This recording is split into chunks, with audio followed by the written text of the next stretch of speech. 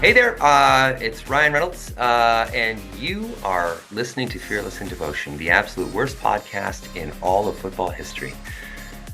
Go get them, guys. Here they come, a mighty champions.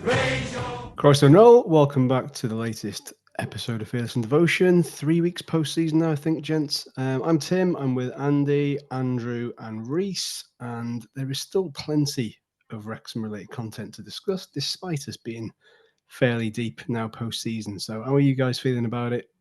Are you coping, Andy? And I'll probably come to you last if you're coping. Mr. Pollard, how are you coping? Yeah, I'm coping okay. Yesterday was just a day of.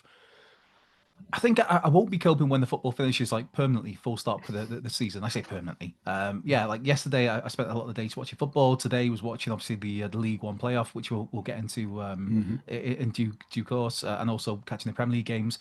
So yeah, I'm still keeping my weekends filled with football and a little bit of wrestling. Saturday night's main event this morning, which was very fun to be up for at 5 o'clock in the morning. Jesus Christ, what do I do for a living? But yeah, no, I'm coping okay. Coping okay. Ask me maybe a fortnight, and then I'll probably be in cold sweats. Would you like to tell the kind listeners and viewers who we are sponsored by? Oh, Tim, I would love to. Of course, we are sponsored by the Fat Ball Group, which is the Fat Ball in Malden, Wrexham, Hill Street Social, the My Screen Hall, FA's the Carnivore, the Buck in Bangor on D, and the Christ Howl, of course. And then do we have a newsletter link as well, Andy? Well, it's ingrained in my brain to go from that to that, so not stunned on any toes. This is where Andy has to find one. Come on, is that thing still going? Will you stop slagging off that newsletter? What?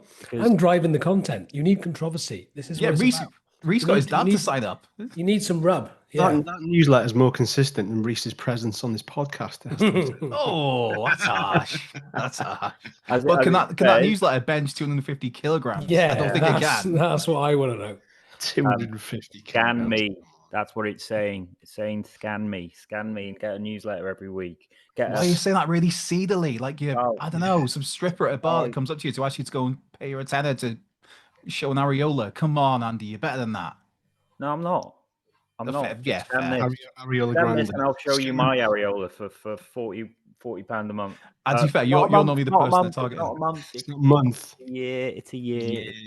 There we are. Anyway, it's all gone to rat shit like we said it was going to. So scan that, get the newsletter. It's full of good stuff, and it's probably going to whack some more exclusive stuff in there soon. So please sign up to it because it's good. And we slave away at it. So yes, thank you for that. So yeah, what we're going to discuss later on in this episode, welcome to Wrexham, the departure of Steve Dale from Wrexham Women as the manager, various club news, fans advisory stuff about the pitch, club superstore in Eagles Meadow.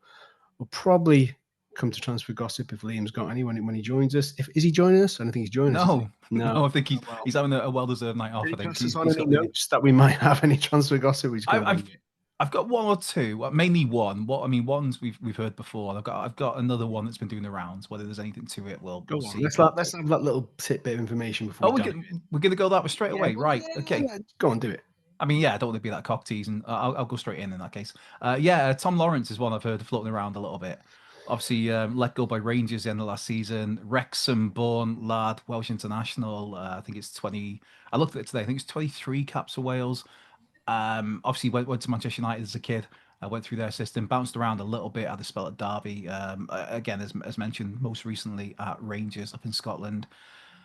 A forward, in case, it's probably add that in as well, in case people aren't too familiar with Tom Lawrence. For me, it's a strange one. They're looking at his record from this season. It's 6 goals in 26 games, all competitions for Rangers. And the Scottish Premiership is what it is. It's an exciting league. It's fun to watch. But when you think Sam Dolby's gone up there and scored, 14 or 15 this season, and then, like Tom Lawrence, who's had 6 this season, playing in a similar position, possibly a similar role, although to be fair, Tom Lawrence does drop a little bit deeper than Dobbs. For me, it's one where I don't know if there's any legs to it, but if there was, I probably wouldn't be pursuing it myself. But any thoughts on that? I suppose, Tim, yourself, obviously going home and away with Wales for years. Any thoughts on Tom Lawrence?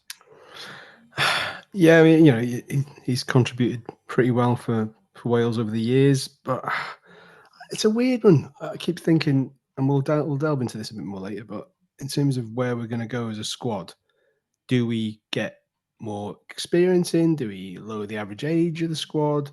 People are already writing Wrexham off as this sort of team that's just going to float in and around the sort of 14th place downwards. But maybe it's not the best example. Maybe it is. But Sunderland yesterday was such a youthful team that got promoted. There was not one player in that squad that had a Premier League cap between them compared to Sheffield Wednesday, who had 240 or something. Sheffield United.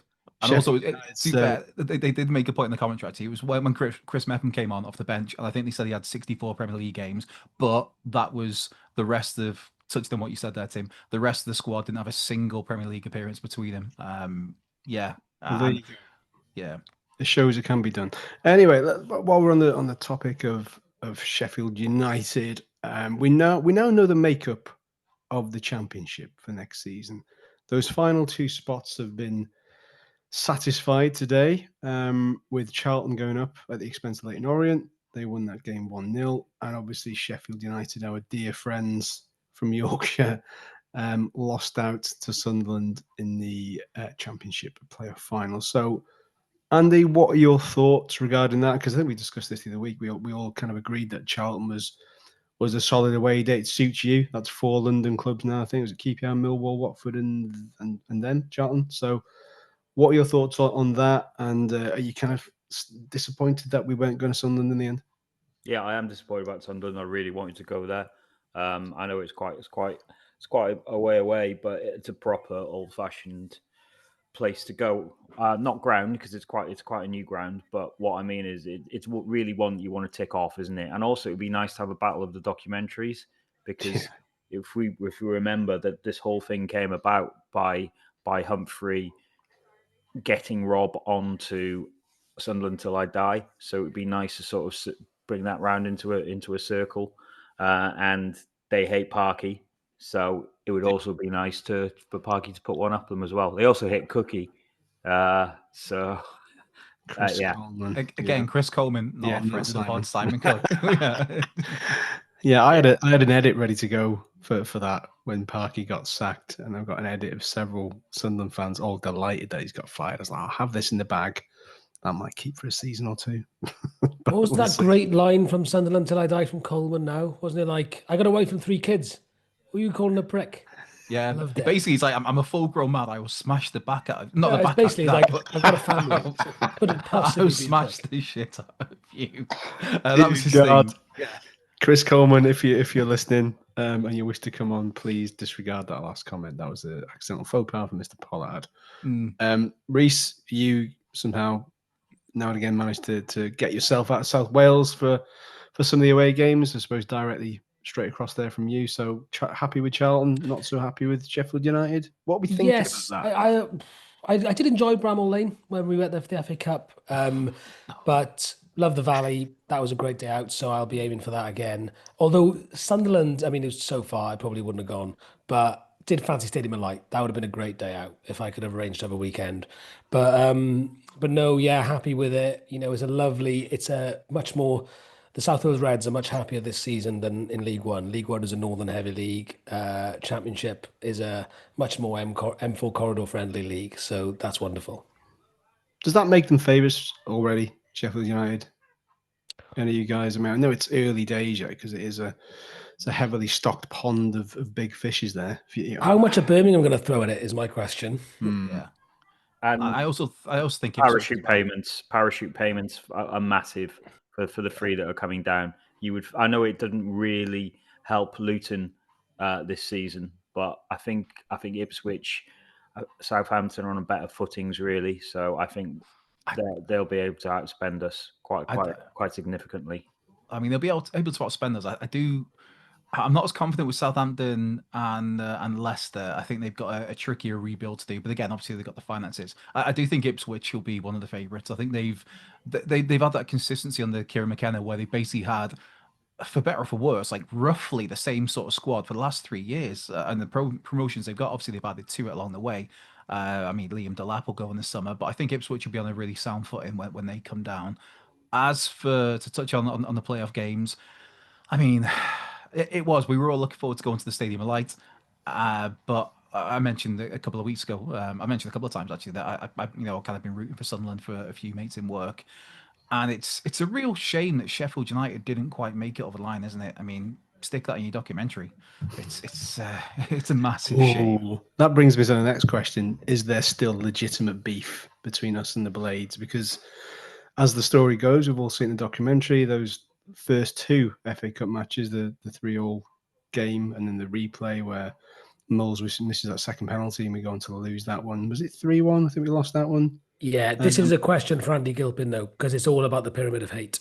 It is about the period. And then Gilpin- obviously, then we succumbed again, League Cup last year, same result, 3-1, I think. But for me, But we weren't trying really, so it's fine. no. And you look at that team, and it's very different to what we got now. And I think this is a good barometer. Really, it was that one. It wasn't that long ago that we were treading it at National League, and now here we are. Life comes at you fast, Sheffield United. Andy, on pyramid of hate. Yeah, they are in there. They are in the Wow. pyramid of hate. They're on the pyramid. Yeah, they've just overtaken Hereford, and we do need, which is good for them. And we do need a pantomime villain in We the do. Championship, because Stockport, they're not with us. Can Nathan Jones do it on his own? No, he needs a bit of help. So a new entry into the pyramid of hate are Sheffield United. Mate, sounds like the top of the pyramid of hate. Yeah, No, I don't want to. no, they're not at the top. They're not at the top. They're In the Championship. in the Championship. They're probably the ones I want to stuff more than anyone else. I don't want to cut you off too much there, Andy, be that rude prick. But last week you talked about Sheffield United already being on the pyramid of hate, and they were close. They were close to promotion. Now they're new to it. Come on. No, they're in there. They've just leapfrogged Hereford, and they've got their eye on Shrewsbury. They're looking like this right at Shrewsbury, and Shrewsbury aren't looking at them because someone's attractive cousin has just walked past. Oh, check out that seventh toe. Dude, that's got me going. Yeah, okay. I think as well, probably with the playoffs, what we talked about, I did think, to be fair, Sheffield United were a better team, but I loved the result. And today, unfortunately, it was the other way around. I was kind of rooting for Leyton Orient because I thought they were probably the best team I've seen this season against Wrexham. There was the Huddersfield home game on Tuesday night where Huddersfield were fantastic, but I was kind of rooting for Leyton Orient in that way just because they were so good, and obviously they lost against Charlton. But Leyton Orient just didn't turn up, and Charlton were the best team. But Nathan Jones, he's a funny old fella, isn't he? I think out of everybody in football, he's got the biggest main character syndrome that I've seen in a long time. Obviously Tim's vanished. He's the James McLean of managers, isn't he? He's like a lightning rod. Do you think he sort of takes that on him himself a little bit to maybe sort of take it away from the players by bringing it on himself? I think it's purely. I think he's just genuinely quite annoying and says annoying things before you know he thinks what it about is, them. Rhys? He's got that famous South Walian chip on his shoulder. That streak of arrogance they all have. So you can't have both. Look at Rhys's face. You can't have both. You're either arrogant or you've got a chip on your shoulder. Yeah, and it doesn't matter what's on your shoulder as long as you can bench 250 kilograms. Of course, exactly. Go back to that. Yeah. I ain't say nothing about Andy. You know, Andy's fuming. He's tensed his guns as we're going. Look at him.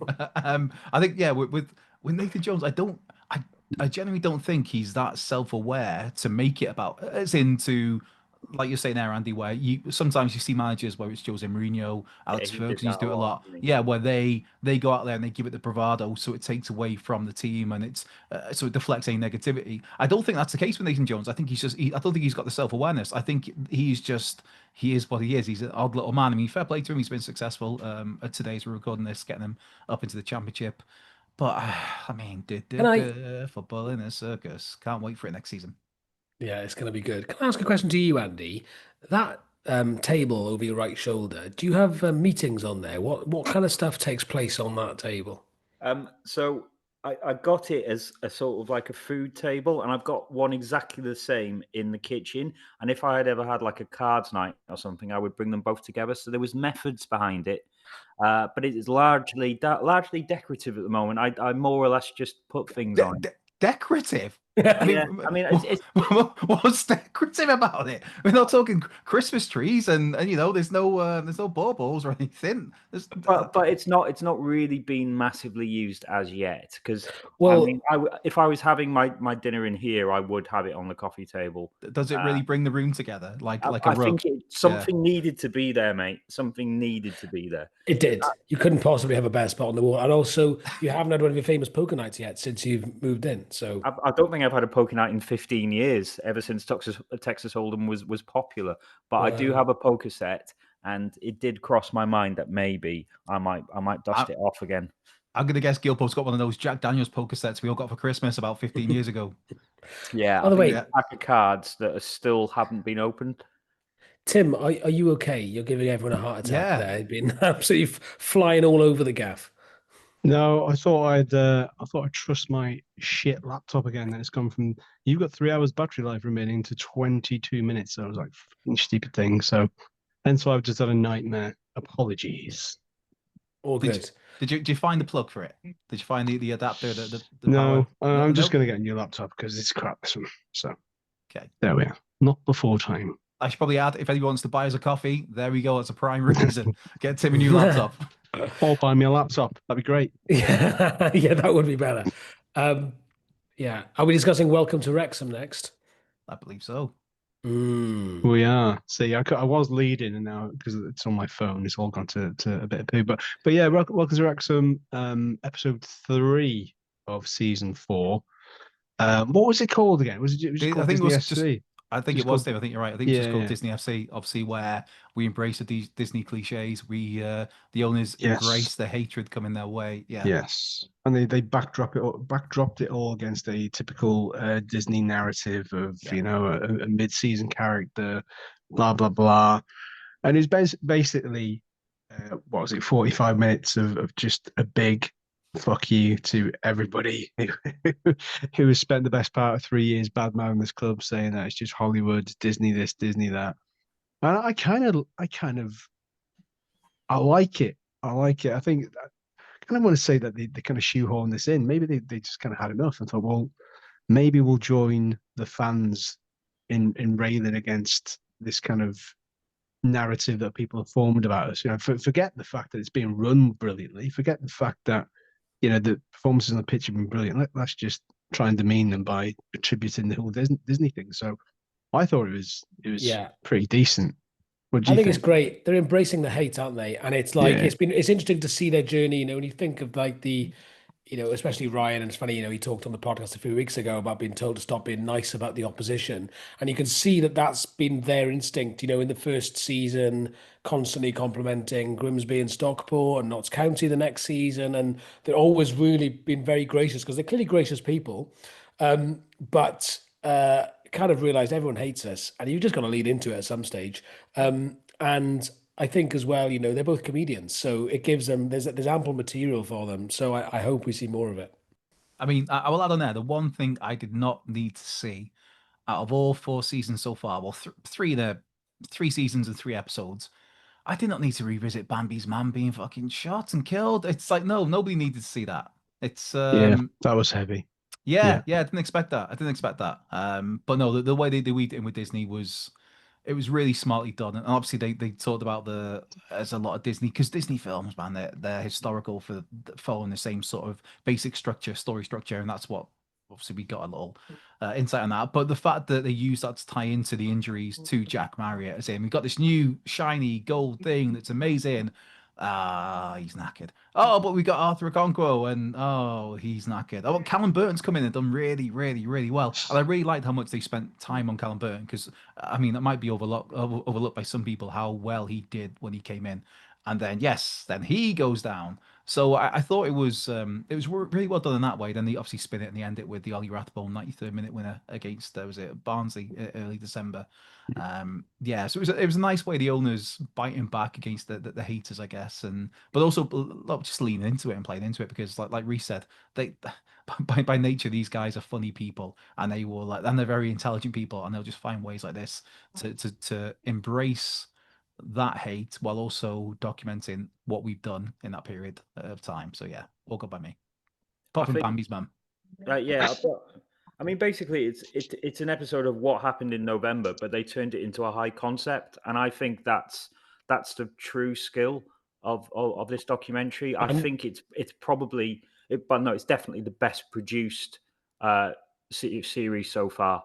I think them giving themselves those few extra weeks before it went on air have just made it so quality. You know, there's so much good editing in it. There's so many little bits that you don't see the first time, but you see the second time around, and that's I think the quality of like the sign of a good quality show.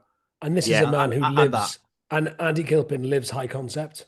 I do. So I am Mr. High you are Concept. high concept. That's high praise indeed. I believe when in Gilbo's younger days, he was a professional wrestler, and they used to call him on the streets High Concept Andy Gilpin. That was his little moniker. But no, I also had to. Don't try and sneak a concept past me because I will see that shit. And now as he's And matured notice it. into Is yeah, that the name of his Disney character as well? High concept Andy Gilpin. I mean, well, it's just the High Concept Octopus, I believe it was, isn't it? Yeah. Right up there with a hip hoppotamus. Oh, it's a fly. was That's that a a very thing? the hip hoppopotamus very much Yeah. was, yeah, and the rhinoceros. Tim, are you not versed in your Flight of the Conchords? Come on, young man. No. I mean, I'm wearing a Anyway, Baywatch t-shirt, for God's sake. Do you know what I mean? I haven't watched a new television program except for Welcome to Wrexham in about 11 years. Mind you, Flight of the Conchords was before that, so exactly. I've got Flight of no the Conchords. excuse. Yeah, Flight of the Conchords finished a long Yeah. time ago, and I can still remember. Anyway, where are we going with this next? Are we moved on to Steve Dale, is it? I believe now the big news this week. Unless we got anything else to add on the documentary, anybody? What's your favorite Disney film? Robin Hood. It's a toss up between Mulan and Hercules for me. I mean, you are Hercules. Andy's thinking hard about this. Do you know what? I'm not a huge fan of Disney. Shut up. No, I'm not. If I had to watch one, is Basil the Great Mouse Detective Disney? It is. What a film. I used to have a sticker book of that as a kid. I've never seen that in my life. Oh, it's fantastic. Rhys, you have a child now. You can make that time to watch that. Obviously, give him maybe a year or two. It's fantastic. And I know this screen isn't time at the Disney. moment. I know this isn't Disney, but Secrets of Nim scared the fucking shit out of me. There's no need to be coarse. Yeah, I mean, geez, Andy, Why? doing it. I don't even know what Streets of Nim is. I know what Streets of Rage is, but that's No, obviously. it was another mouse-based cartoon, but I only watch cartoons about mice, basically. Okay. I'm going to go with Fantasia. Fantasia is one I can remember. I've got a mouse in it. It was. Yeah, it's just the animation was amazing at the time. Fantasia was just nuts. It was like just being on a. Yeah, just absolutely crazy and bonkers. Just Mickey Mouse wandering around with like a wizard hat on. So quite decent. Anyway, I digress. No wizard sleeves in that film, just wizard hats. Right, we'll move on to our next story.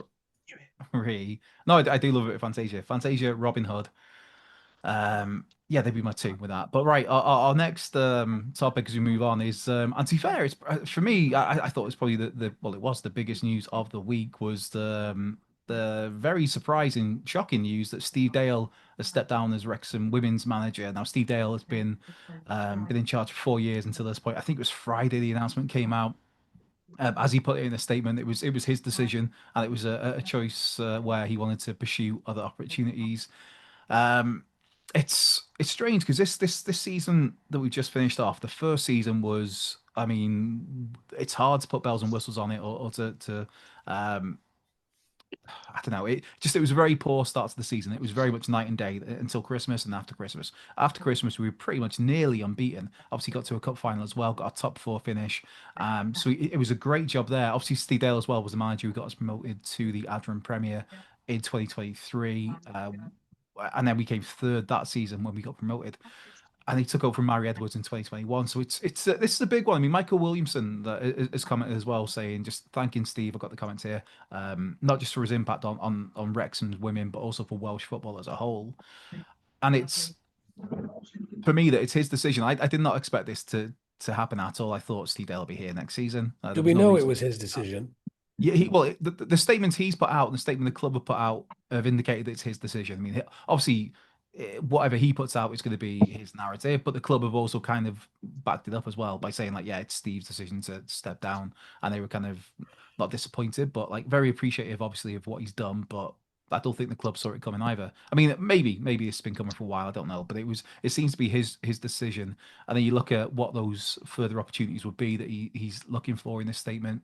And then you also look at, I mean, swing it back. Andy, we'll come to you on this. I mean, have you heard anything being in the field of candidates that might be coming in? Because I know some people have maybe overly romantically thought of one of Liam's favorite people, one of the handsomest men in Wrexham history, according to Liam Randall, Gareth Taylor, obviously, who's at Gareth Manchester. Taylor, that would be great, wouldn't it? Well, I think that's people just maybe they put two and two together and get 2047 because Gareth Taylor's just come off the back of Manchester City ladies. I think it was March that he got let go by there. Let go, I think it was like 5 days for a cup final. But obviously he has Wrexham ties, being the former Wrexham player, being the Welsh international. I don't know if that's maybe a little too ambitious, but yeah, Gilbo, your thoughts on this? I mean, it depends where they want to go. I know they're quite well funded, aren't they, for the Adran? Yeah. I mean, obviously the next thing for them is to go past Cardiff and Swansea. So I think they'll be looking probably pretty high. I don't know if it will be as high as Gareth Taylor, because to go from a Women's Premier League club to what is still quite largely part-time football, he's probably looking a little bit higher than that at the moment. So I'd love it if he ever did come in, because he did really well for us when he was here, apart from missing that penalty against Luton. But I'll forgive him for that, because it worked out in the end.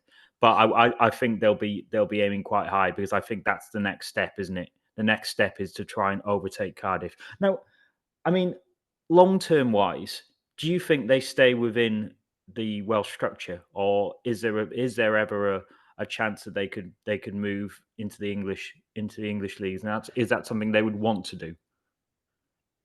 It could be, couldn't it? I feel like you need to win the Adran Prem several times before you even have that discussion. No, do you know what I mean? It's an interesting long-term question. If the infrastructure builds with the investment that's coming in, and if the fruits of that sort of come in the next few years, it would be an interesting question, because I suppose the key difference is that there is a European football route this way. Yeah. So that could be quite significant. There's a big carrot there for staying in, and hopefully that would, Wrexham, if they were to push on and get the kind of success that we're all hoping for, that would help lift the league as well. Although, because I don't know, back at the Racecourse would be great, wouldn't it? yeah, and I don't know how Cardiff's men's team's relegation is going to affect the system at Cardiff. They're going to have to cut their cloth quite significantly, aren't they, as a club? So it'll be interesting to see. Yeah, Tim, you got anything to add on this one? I mean, it's a big deal. Steve Dale, I think as well, we should add, just done a phenomenal job. That we need to put that. I thought he was rubbish. I'm glad he's gone. Why are you laughing? I'm joking. That is a joke, by the way. No, I'm laughing. Please don't cancel me. No, I'm laughing because I don't want the beef. I've heard about those 250 kilogram. This is what you've got to get rub. You've got to get a bit of rub going. Let's get the viewers in. I mean, Andy does that most nights. But Tim, have you got any thoughts to add on Steve Dale's departure? Can't wait to clip that when Steve Dale takes up a post at Swansea City ladies and Rhys is sent down to speak to him. I would echo what he says. He's done a great job and brought that team to prominence, really. Literally a season of two halves. It was a not great start, and then after the break, they were pretty much unstoppable for the most part. So I suppose the question would be asked: why couldn't they have done that at the start? I think, just to interject there, I think as well with that though, there was, I think for the women particularly, I mean, maybe we started all right, the men's team started all right, but for the women's team, there was that. I think they were hindered a bit by the US trip, the excursion over there, where that maybe not their progress. Obviously, the results didn't go our way, as has been documented on Welcome to Wrexham. And I think maybe that impacted the first half of this. Well, maybe not the first half of the season, but the first couple of weeks of the season. And then once you get a few losses, and that you get in that rut where your momentum's gone, you're struggling to get results. I don't know, but that Christmas break anyway did us wonders. I mean, it'll be interesting to see where he tips up, and if he does tip up, because it says, I think, to pursue new opportunities, wasn't it? I think was the word used. So we wish him well wherever he ends up. And you often wonder as well, is he the sort of, are they going to continue to put even greater spotlight on the women's team going forward in terms of the documentary and just the overall growth of it. The owners said in those no uncertain terms they want to make it one of the biggest women teams in the world. And with that comes a significant amount of pressure. Is Steve Dale happy in that environment? He's definitely not a shrinking violet, but he's probably. I can't imagine he'd be one of these people that really wants the cameras following him everywhere all the time. I don't know. I mean, I don't know him personally, but maybe that could have had a say as well as they kind of drive that forward. But whichever way you look at it, he has put in some massive, massive stepping stones and very, very strong foundations for whoever follows him. So yeah, good luck to him. Yeah, the work he's done has been absolutely phenomenal. The work that Gemma Owen does, Gareth Owen does, has been fantastic. Would Gareth go for it? Would Gareth go take the step up from under 19s or? That's a shout. I mean, when you look at Wrexham legends, you look at people who can inspire you from their performances on the pitch, from what they've done off the pitch over the years for the men's team, the kids' teams, the women's teams. Gareth Owen is right there. I think if Gaz wants that job, I think that is his job. Whether he wants it or not, I don't know. But yeah, I mean, Gareth Owen, one of the all-time legends. He was front and center of a lot of the Hong Kong Sevens social media stuff, reading between the lines. But, well, he was managing the team over there, so yeah. I mean, that's a really interesting one. That's a really interesting one. Maybe we can get Gaz on to have a chat about it and see in the next coming weeks. So over the summer, maybe we can get Gaz on to have a bit of a natter. But moving on to the next topic, the fan advisory board we have now. I mean, it was formerly the club advisory board, and now, as the club put in a statement in line with fan engagement plan and recommendations from the Football Supporters Association, the FSA, which I should probably throw out there. Who won the FSA Club Podcast of the Year last year? These guys right here. But yes. Okay, Andy. Good. But yes, I got derailed there by a comment from Andy Gilpin. But yes, the replacing the club advisory board is the fan advisory board. The club advisory board had been dissolved as a result. The statement the club put out it's very vanilla and doesn't really add anything to any context to it or any extra layers. Where the football club remains committed to listening and fully understanding the interests of the fans of the club and conducting the business of the club, having proper consideration of those interests. The fan advisory board, will consist of 3 members of the Wrexham Sports Federation, 2 members of the Wrexham Supporters Trust, 2 from independent supporter groups, 1 member of the Wrexham Disabled Supporters Association, and 4 independent members. Now, applications are open for this. You have to be over 18. There's a few other bits and bobs that I didn't actually realise. But Andy, if you're okay to speak on this? I mean, I think we're nowhere on this. I don't think the fan advisory board has really worked over the last couple of weeks, and I think other clubs are way ahead of us in this. Now, I know the way that we're run is quite different to other people, and we've got a lot of experts in who have helped us to 3 promotions in a row, but not everything is perfect. And I think the fans do need a voice, and I think we really need to rev this up a little bit. So I'm all for them looking at it again. We just need a big commitment on it, to be honest. And to go from a fans owned club where every decision was taken by supporters to what we have now, even though it's been wildly successful, it does sort of feel that the fans really don't really have a voice, and I think we need to rev that up. I really do. Gilpin calls out the club. Oh, Clip it up. Get it on the socials.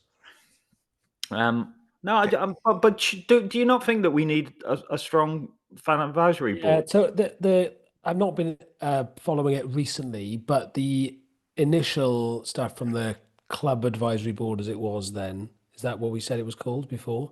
Yeah. Was underwhelming, wasn't it? In terms of interaction, in terms of engagement.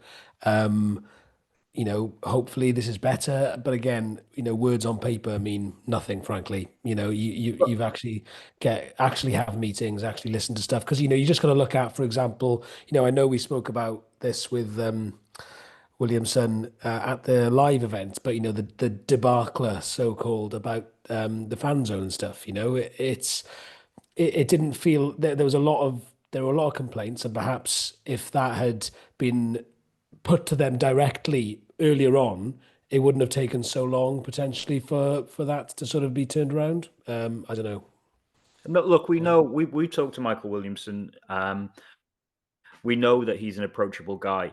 So I think really and truly now is the time to put all this together. And they want scrutiny. They want scrutiny, and they want to be transparent because they have actually got nothing to hide in terms of there's no shady dealings here financially that they want to hide. There's nothing that they want to do to the club that they want to keep secret from fans. So for me, I think they just need to be a little bit better at the actual mechanics of doing that and having some. It might be that they for whatever reason don't trust whatever system has been set up, but that's not a decision for the club. In terms of who's appointed to something. I don't know. Tim, what do you think? I think you'll soon know whether they're paying lip service to it again, depending on who they appoint, because you'd want it to be a vigorous process. You want to get the balance right, the people that's on there. And they have to do it. I think putting it front and center on the website and the socials, and for them to expect people to forget about it, it's not going to happen. So I think that they're putting it out there. They're going to try and get this right this time, because that CAB thing, whatever it was kind of lip service. I kind of spoke to people that had been on it, and they were saying, yeah, we kind of raised this, but it was kind of like not really discussed further than that. Then you would see the notes in like a really buried kind of, sort of gender notes thing afterwards. So I'm expecting more from it, and I think it has to be done right because it's important. Because I think for me, when you get to the championship, this is the point now where you run the risk of that disconnect between club and community, and that would rail against everything that the owners have implemented and have gone about it the right way. We'll come and meet in the pubs. Are you? They've gone and done that. That and everything else they've done right in terms of that community approach and kept that very important community feel, which they've placed so much emphasis on the documentary. So the minute that starts to risk going away from the club is the minute they kind of undermine themselves. So they've got to get it right. And I think they will. I think, if they do get it right, it legitimizes what their actions are, because if this board scrutinizes their big plans and agrees with them, then they've got backing before they go out and do anything. But Tim is absolutely right. We're getting to a stage now where the club is growing so massively, and now we're in the championship, that we could lose it unless there's a strong fan voice. We could lose a bit of the community feel, which is so important to us. But I mean, we could talk about this for ages because I think it's quite topical. I think Michael Williamson said it on last week's episode about, at some point we're going to have players when we're in the Premier League driving Lamborghinis and Porsches up and down Crispin Lane. And he said, yeah, how do you balance that against keeping a community focus on the club and the surrounding area? And it's a weird one to have, isn't it? Because I keep going over it, and like at some point, if Parky's not here in future and there is no dickhead test implemented, you're going to get people coming in like, I don't know, I'm trying to think of the likes of like maybe Garnacho at United and stuff. He's throwing his toys out the pram, and you get these prima donnas that do not represent you, that do not represent the club. All they represent is their own self-interest, and that is always the biggest fear for me. It's the biggest fear for those who didn't vote for the takeover to happen. I think that there's always that they wanted to keep it pure and away from ill-gotten gains or the risk of it. My pet hate in modern sport is teams walking past fans with their headphones on, and my worry is, as you say, is the exact same thing when that possibly inevitably happens. Hopefully, it never does, but when that happens on Crispin Lane or outside a stadium somewhere, then it's going to feel like something. And this is the kind of sometimes the sort of dichotomy I have about this, because do I want to get to the Premier League? Yes. Do I want to be there long term? Probably not. I don't know. Do you want to be blanked by Tom Lawrence as he walks past with his Louis Vuitton wash bag under his arm? Well, exactly. Yeah, it's weird, isn't it? It's weird. I don't know. I mean, long gone are the days of Lemino Sacco and his Hummer cruising around. Park it, could he? I watched him try to park it. I watched him do mad that for bastard. 5 minutes. I watched him try and park that Hummer in an empty car park, only to headbutt Esmond James from Hayes and Yed in that game and get As sent if off. you fair play to him, if you remember the name. I reckon he did that so he could leave early and get that Hummer out before anyone. He was stressed He's about still there after the it game. was- out. It was such. That is the most random red card I've seen at the racecourse, because it was like he got fouled as we thought it was, and it's like everyone's up like, oh, it's our free kick, and it might be a booking. And then all of a sudden it goes from, oh, it's not a foul to us, and he's got up and he's butted the fella and he's got a red card. And me and my pals at the time, so we were in the old paddock, I'm just like, what the heck have I just watched? But yeah, anyway, shout out to Lamine Sacco, who obviously has played on our fantastic pitch. But speaking of our fantastic pitch, Van Basten pitch, our fantastic pitch is being in the process of being redone. The last week or so, we've seen the pitch being taken out. The dugouts have finally, after a year or so, it was announced that I think, where the dugouts are being switched to the Macron stand, the Price Griffith stand, the Moat Road stand, whatever you refer it to as. And I did hear off somebody a couple of days ago who has been doing some work on the pitch, and they said, and I want to get this right because it feels like a big drop, but they were saying that the pitch is being lowered 5 foot, which seems like a lot for me, and I'm trying to think if I remember that number correctly. But yeah, supposedly 5 foot. That's Andy's height, isn't it?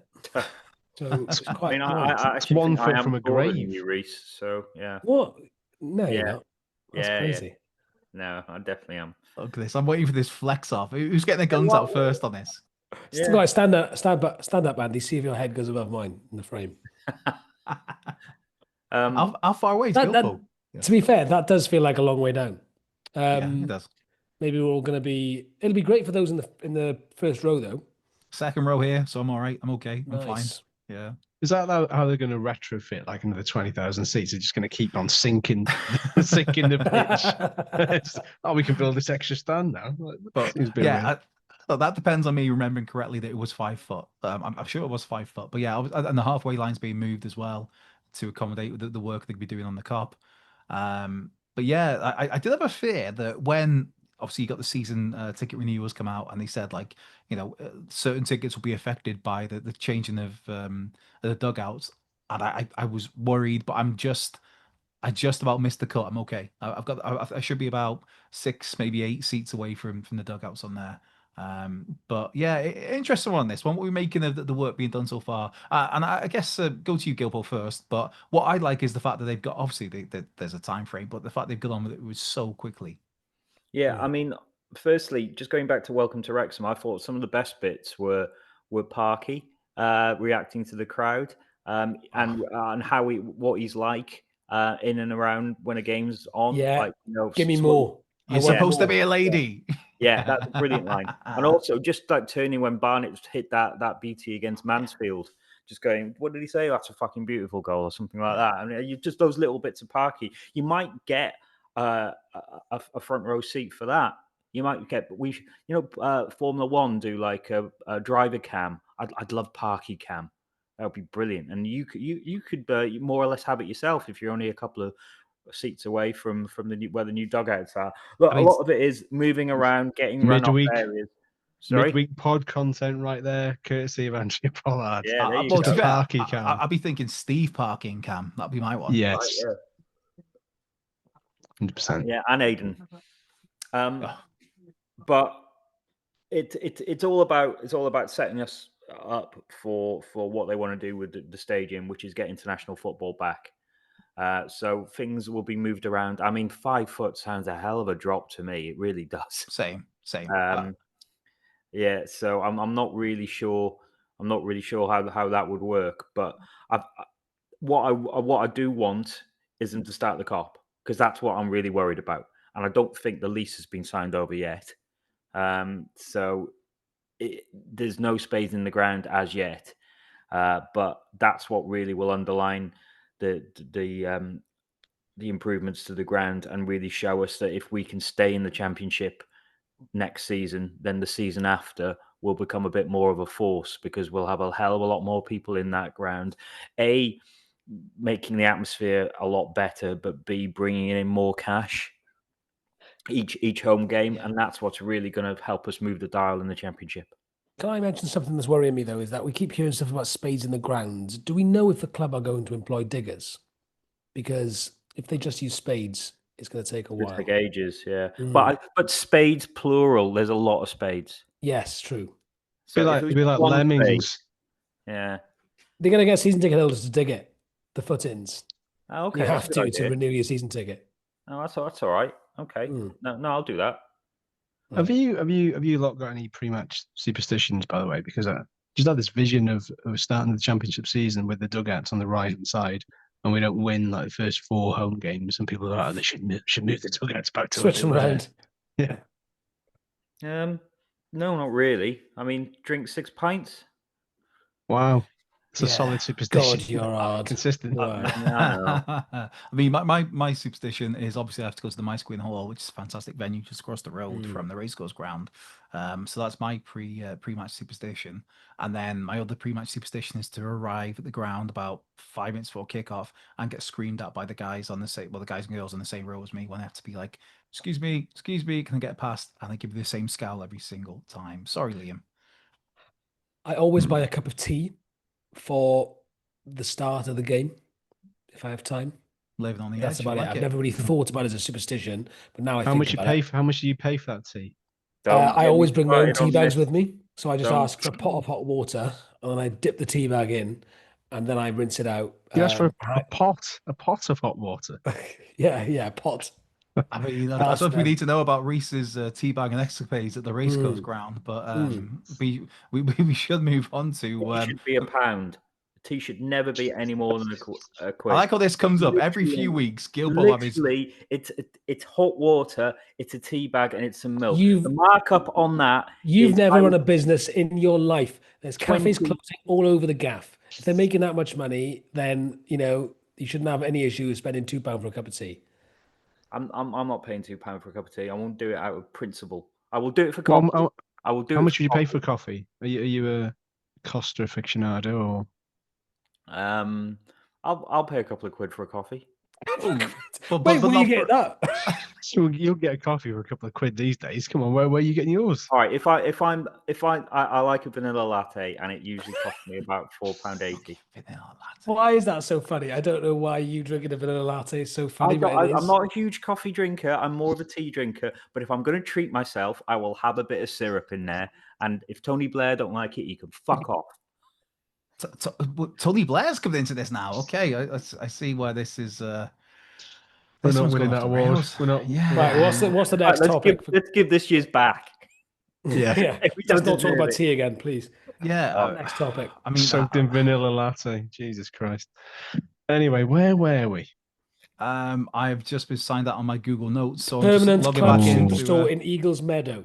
There Oh, we yeah. go. Reese is on the ball. We There don't even go. need to discuss it. There's just going to be a massive shop in Eagles Meadow. Well, it's going to be the 70,000 only square massive feet. shop in Eagles Meadow, isn't it? What's it like there at the moment? Yeah, it's not It's great. all right. I'll be honest. I do miss Debenhams. They used to have so much good cause. Same in Swansea. It's still empty since Debenhams closed. Is Real there sad. still a Nando's? Yeah, there is. Yeah. Oh, phew. Well, that's all right. But It's back getting to the point. better. There's that air hop trampoline in places open up. There's a few of the little bits and bobs that are there. So I think Well- little by little they're definitely putting more space back in there with Brilliant businesses. mural So. there. Have you been for an air Yes, hop, ver- Tim? very. Have you been for an I've air not, hop yet? no, I've not done the air hop yet. I just thought I'll let it simmer down first, because it's new, and like with it being half term and all that, it'll just be chaos for kids. So, have you ever done trampoline and all that jazz? It's Yeah. knackering. It's Like, really in good. 5 minutes, you are pissing sweat. It's wild, Yeah. bonkers. It's in sweat. Right. It's horrible. More. Well, the thing is, though, it does. I suppose we don't need to talk about this too much, but it does point to Wrexham's. The impact of the takeover on the economy. If there's going to be a large club store there, that's great. More footfall, the sort of wider regeneration. Well, maybe regeneration is not the wrong word, but the wider boost, I suppose, continues. Hopefully, do we have an ETA on when it's going to be ready? Well, it's a weird one where they've announced it, but they've not announced when it's going to be ready. And as far as I'm aware, I mean, please correct me if I'm wrong. I've not seen anything about where it's actually going to be, apart from on Eagles Meadow. There's rumors that it's going to be the old H&M, but there's nothing that I've heard anyway of concrete on the actual building. Is this like the Ryan Rodney Reynolds Memorial Park? No, this is better than that. This will I work. mean, if it is H&M, then that's two floors. So are they going to do 2 floors of stuff? They're going to have 1 floor, and then upstairs you can have stock and/or office space. I don't know, but it'd be interesting. Yeah, it'd be interesting to see if they retain that very small shop at the ground, for visitors and stuff. Because you wouldn't then send them on a goose chase to try and find the shop. So I would imagine you were going to keep some form of footprint of a shop there. But either way, it's going to be exciting because we've had I think there's been 5 pop-up stores at Eagles Meadow now. Once in T-Power, 5 in Eagles Meadow. They've never lasted, but the demand has never been as great as it is now. So it'll be interesting, and I think it'll be up and running. It'd be good to see it up and running, and then launch the kit whenever those are. So I think it was early July, maybe a week or 2 before they went to Vancouver last year. So I imagine it'd be a similar timescale for this. So that would be the ideal way of doing it, is launch that, get some players down that have not left or come back from Las Vegas mentally drained and scarred. So yeah, happy days. Love it. No, that's what they should be doing. It's just further underlining how much of a going concern the club is. And yeah, they keep the club shop at the ground, maybe just sell shirts there, but then take everything else down to the superstore. And as long as they've got enough quality stock, and they'll be able to buy more in now because they'll be able to have somewhere to keep it. I think it will become a bit of a tourist attraction. Mad, isn't it? The words Wrexham tourist attraction is crazy, but you absolutely love to see it. I mean, as we start to wrap things up a little bit, there's a few great causes we need to shout out as well this week, that work that's ongoing. The first one is SP Energy Networks doing a 5-district walk, which is 70 kilometers over 2 days across the SP Manworth license area. That's on the 6th and 7th of June, so not too far away. The money is going to the Wrexham FC Foundation, who will split it between 2 fantastic causes. One being Team Archie, one being Wrexham FC Power Chair Football. Now there's there's a really great quote here from Sean Griffiths, who's a district manager for Dee Valley in Mid Wales, who in terms of the Archie, because obviously Archie White, 12-year-old Wrexham fan, who's got a rare form of leukemia that's I think myeloid sarcoma, I think the name is it, which less than 1 in a million children get. And the aim there is to get Archie and his family a nice holiday. Sean, as he puts it here, Sean Griffiths, Archie's an absolute inspiration. His determination and smile through it all has been phenomenal. I've known Archie since he was little. Our families have always been close, and I'm proud to walk on his behalf with the hope of raising enough for the family to take a well-earned respite holiday once he's well enough. They've been through so much and remained incredibly strong. So that's one of the causes there that money's going to. The other one is to Wrexham AFC Power Chair Football Team, which that money's for the equipment, for maintenance, transport, coaching, venue hire, basically all the costs that come with running the team and helping the players thrive in that environment. Now the aim is £7,500 already. They're over £4,000 as we're recording this. So yeah, if you can give anything to that, or just share and spread awareness, that is go to Just Giving and just search for Wrexham AFC Foundation 5-district walk. A great cause, fantastic effort from the guys and gals there. So yeah, if you can give that some attention. Tim, you've also got one to put out there as well. Well, I have, but I just put it in the chat in the hope that you might see it and read it in time, because obviously I'm working off my phone now. Before we do that, because that'll be the last item of this week's podcast, let's do everyone's favourite feature, YouTube, if you want to. And we need a jingle for that. We need a jingle for that. Andy needs to get some music up. This week's comment, and I agree with it again, is from @DavidWilliams7220. Absolutely class again, chaps. Although missed the pissed Gilpin character of last week, brackets, my favourite ever episode. Andy, you've got to give the people what they want. I'm not drinking a bottle of wine and dancing for your entertainment. I'm not a trained monkey. But he will be back. He will be back. It's just you don't want him every week. I don't want him every week. He gets dusted off. Probably once every couple of months. Once a month seems like a nice compromise. Maybe the first Sunday of every month next week. Wino Wednesday, midweek chaos. Yeah, would be good. Liam put something in the group for another comment as well, which is it's one from maybe the Ryan Reynolds pod, I think, but he No, put it's not. something It's from last week's. It's from the same Do you wanna- podcast. The Do you want to four of say you. that one as well? Because that is quite a strong comment. Well, who are they talking about? I don't really. No, All of I us. don't know what this is. What this The- is the- about, to be honest. I think Yeah. it's from a lunatic. I'm not gonna give him the time of day, Tim. I'm scrolling through the if people are watching this on YouTube. It's I'm from scrolling free out hashtag UR4ZQ. Oh, that You old might as well just chestnut, say that it now. guy. That I'll guy, just say yeah, it. easy for you to say. And he says some bizarre comments about a blackmailer. And he's asked how many of you four would fare in prison, which is he's called you weak children. And obviously, he doesn't include me in that comment because of the famous bench press episode of 2 weeks ago. Obviously, Wales the strongest man Well, over here. the glitch The episode that didn't happen. the bench glitch. Yeah, but yes, but How would you? Well, let's answer the question. How would we all fare in prison? Rhys, I would. you're the one crumble. who's benching. I mean, you got to get somebody to spot you. You do all right. I think I would struggle mentally. If I'm I honest. would try and survive on my quick wit and comic timing, but eventually I would get boiling water thrown in my face for saying the wrong thing. And it's hard to have comic timing when that happens. Yeah, I mean, if your lips are burnt off, your comic timing disrupt goes the right flow. out the window, doesn't it? I don't think they're burning off your lips, Gilbo. But yeah, I think Andy's crying in the corner. I think I don't know. It's obviously there is. I've heard stories of prison wine where you brew it in a toilet cistern. Maybe there we go. If we get Gilbo that, then it'll be all right. It'll be okay. That's when the charm and the wit will come through. Wow. Anyway, we are. Anyway, Tim, tell us about the last item of today's podcast. Oh, well, Andy's got it. It was because I haven't fully got it to hand now, but there's a Wrexham. Andy, read it out. Hey, do you want me to? Dale Irvin, but Mr. Paul, if you'd be so kind, that'd be great. Yeah, no worries. Dale Irvin, local guitar teacher, and Oshan Jones, the brother of Lily Jones, obviously Wrexham ladies standout, but Oshan.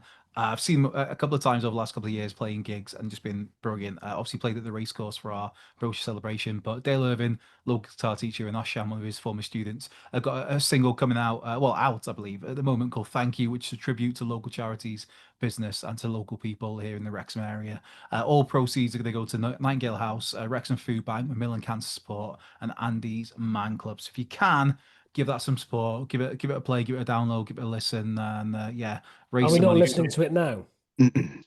I believed Tim was weighing it up. We were going to play it. Or was it Well, Tim? we'll push it again next week. I'll have it sorted. But you can, I think the Bandcamp site, it's like daleirving.bandcamp.com. You'll find it. Put Dale Irving, thank you. Put a link all in of the his description. backtracks there. So we'll have, we'll do that. we'll have a link in the description, and also for those listening on YouTube, we'll pop it the single on the end of this video. So keep on listening for that. But only if it's can you quality control it first? Because if it's shite, that's not gonna. I mean, everyone's talking about drunk meat. What is wrong? Who has kidnapped Nice Rhys and replaced him with this absolute monster? It's the protein. He's glad Steve Dale's left. And now he's slagging off like local artists doing good things for charity through the medium of music. He's had too much protein. It's dead, Rhys. He's been let out that darkened room. That's what happened. Like Fritzl. Remember in Knight Rider where they had evil Michael Knight, and it was just Michael Knight with a goatee. Is this evil Rhys? Is that bombshell trapped under the stairs? Just to clarify, we will put the single will be up at the end of this video on YouTube at least. Anyway, the audio podcast, I'm not in control of that, but I will do my bit for Oshan Jones, Dale Irvin. Thank you that we played after this is finished. We're gonna have bloody singles on every week now. Once you've done it for one, you got to do it for all of the charity singles. Oh no, we've only done it now and again. Anyway, and it's not shy, and I'm a music snob. It's actually decent. So there we go. Good. I mean, to be fair, Tim's music taste is fucking horrendous to me as a Shed 7 and Super Animals fan. Maybe next week we do play it and we do like a Britain's Got Talent style buzzer No, we're gonna play it after this on YouTube because I'll be doing the video edit after this, and I will play And- this and- afterwards. Andy's Oh my getting word! confused with the voice. Yeah, But yeah, the it's- sentiment is the same. Actually, the voice Oh, is you better. dickhead, Gilpo. Right, that's it. Yes, Thanks, everyone. let's bring this through then. Go check out the newsletter, Right. of course. Go check out our fantastic sponsors, Bat Boy Mode and Wrexham, Hill Street Social, the Mice Win Hall, FA's Connor Ball, the Bucket and Banger, and the Croyt Owl. This has kind of been Phyllis and Devotion, but it's kind of car crash and devotion. It's I think, Evil lads, Reese. but This is it's all about Evil Evil Reese. Reese. Bastard in Bye. Swansea, should call it. But yeah, do us the buy us a copy thing because I'm going to buy us Subscribe. all a pack Please subscribe. We're not Yeah, always I'm going to buy shit. everybody some buzzers. You want that buzzer segment? I'll get some buzzers with the buy us a coffee money. So like, subscribe, share, all that jazz, and try not to worry too much about whatever has been digested in this episode, which is quite a lot, to be fair. And also, don't worry too much about anything that's getting you down. Life goes on. Bye, everyone.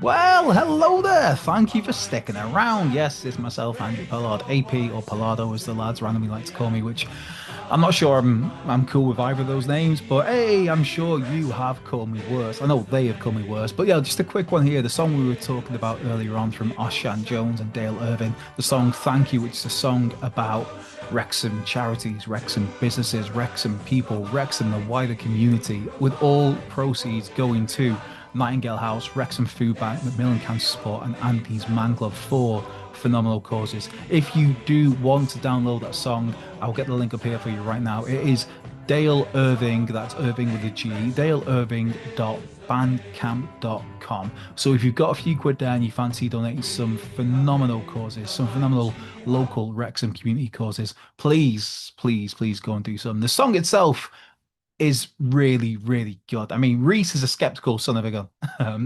That's too much on the protein for Rhys, where he's like, is the song any good? The song is really good. Go and check that out for yourself. You can listen to a little clip of it before you download it and pay for it.